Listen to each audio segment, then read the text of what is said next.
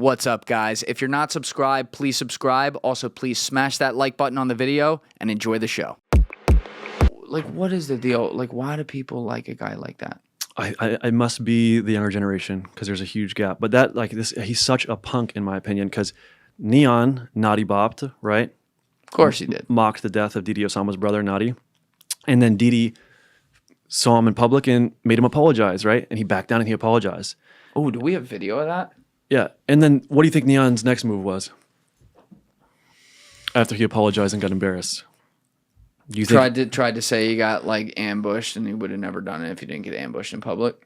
That'd be my guess. Yeah, he runs on to the camera and like challenges him to a boxing match. Of course he did. And you know he's never going to do the boxing match. He's just so disrespectful. Like, he's just such a piece of shit. Like, he deserves to get squirted with mayonnaise in his face. All right, hold on. Let's. He deserves to get the mayonnaise treatment. Is this it? Neon apologized to Didi Osama for doing Naughty Bop. See, what this is like this new TikTok format where like why is Pootie on the screen? I don't even understand. It's like another thing. Why are they streaming outside? I don't. Shit is confusing. But yeah, that's Neon in the bottom. All right. Naughty bopping. Play it. All right, that's smooth. That's smooth. All right, let's go. Let's get some tickets. Let's get some tickets. Let's do it, chat. Let's do it. Let's do it, chat. We also have some shit planned at 7. I don't want to say what it is, but it's gonna be very good, man. I like streams like this. Fuck shit like this, chat. It's just chill, good vibes, man.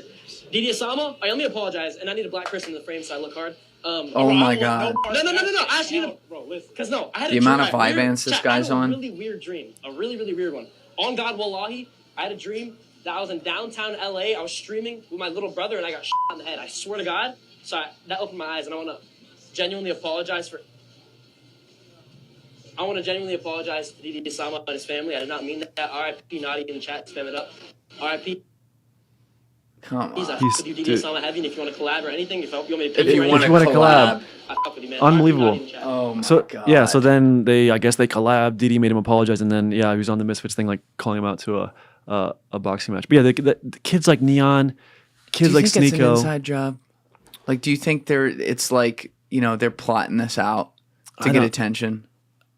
I hope so, because if it's really like organic and it's society driven, it's a terrible sign for the state of the youth. That's right. Because these people, they have no honor, they have no respect, and in my mind, their only talent is being like a shape shifting leech. Like they suck, bro. They take from everything. Yeah, I agree. And I have zero respect for them, and I dislike them so strongly.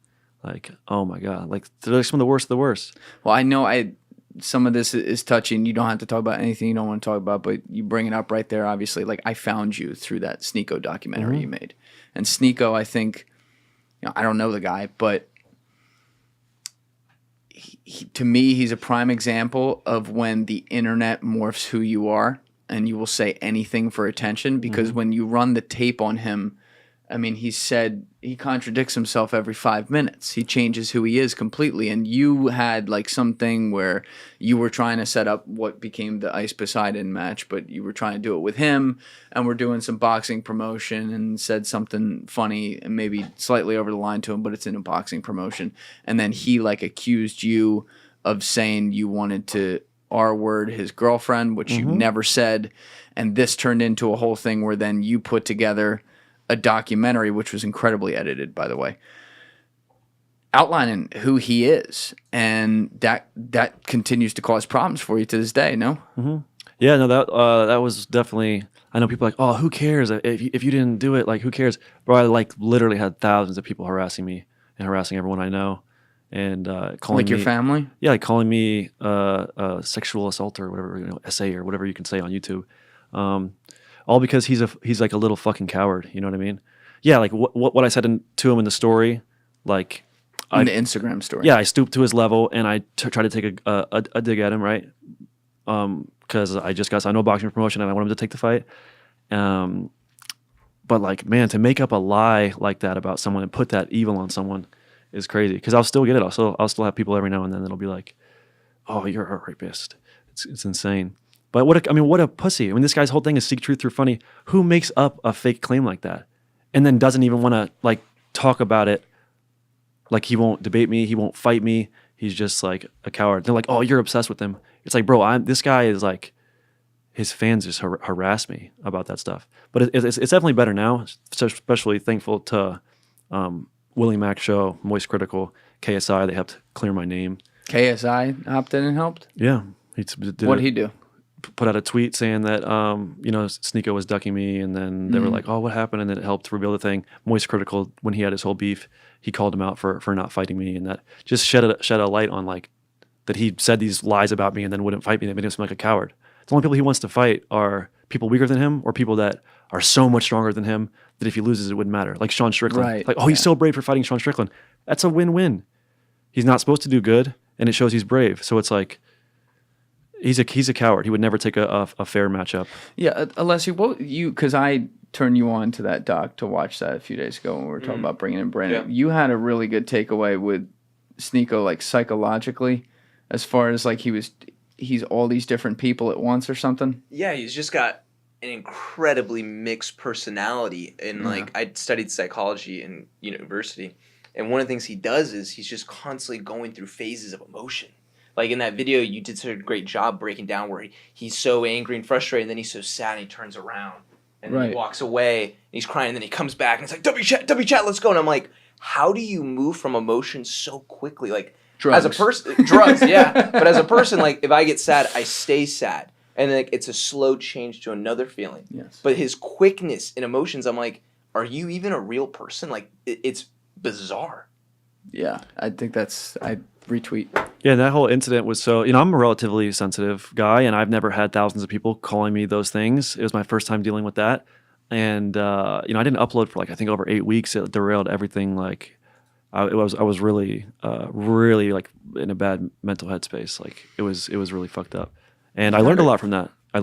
Now, if something like that were to come up again, I think I would handle it a lot better. Good. Because now I think I have a better understanding of the reality of the internet. Because, bro, some people that were my fans that really liked me, they turned on you? They turned on me, right? And then when the public tide shifted, now they're back on board. Do you think some of that was because like Sneo was like trying to get in tight with Tate, and that's like a little culty, that kind of thing? Is that part of what drove it? Yeah, I mean, this happened in May or April of 2022. Like, this was before Sneo had a really bad rep, and like, yeah, he had a lot of rabid fans and stuff. And yeah, that's when he was just started tating it up and doing all that. And like the month after we beefed, I think the dude gained like 600,000 subscribers on YouTube. So it was just a really bad time for us to have the beef. And he brought my friends into it. He went on to two of my really close friends' streams to tell them about it as well. And they bought it. I'll say Julian. I think he did like as good of a job as he could have at the time. I was upset about it.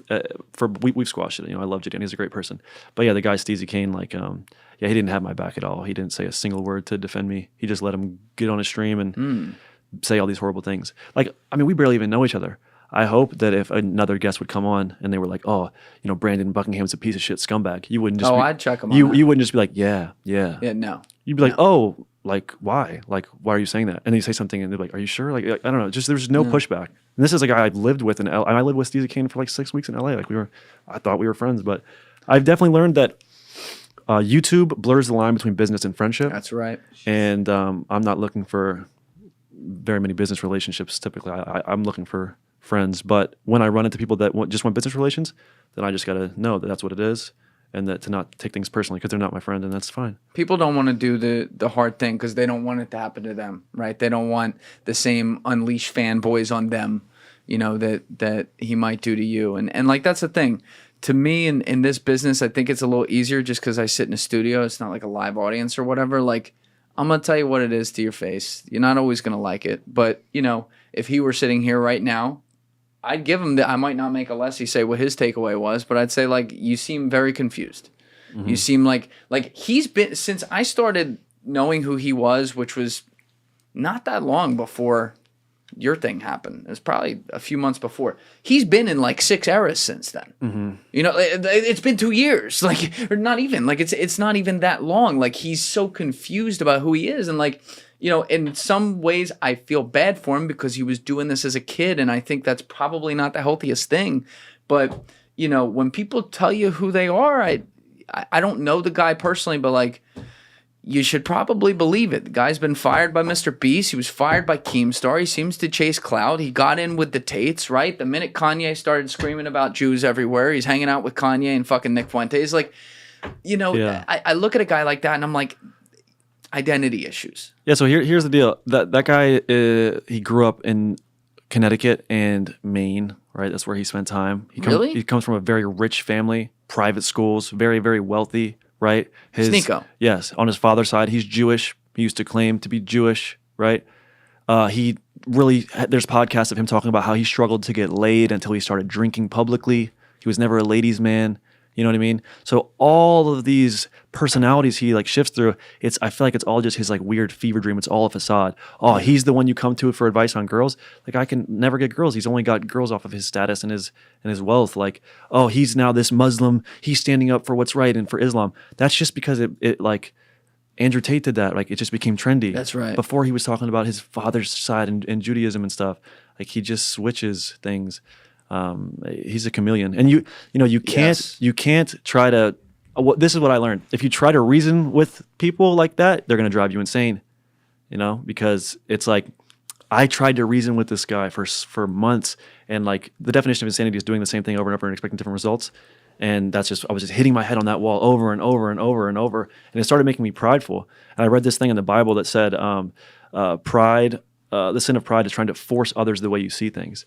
And then I never considered myself that prideful of a person. But when I read that, I was like, damn, I need to like take a step back, stop worrying about my YouTube friends not having my back or him saying all this stuff about me. And just like, look, if they want to do that and they want to act that way, then, I think I'll let them live that, personal hell. But it was bringing hell into my life, trying to reason with it and be sane. But yeah, no, I'm super, super happy I have friends around me like, Tommy G, Turkey Tom, even DMV people like Peaks 100, Amont, just really good people. Who have your back. Yeah, like we just see eye to eye on things, and before we're a content creator, like I feel like we're good friends.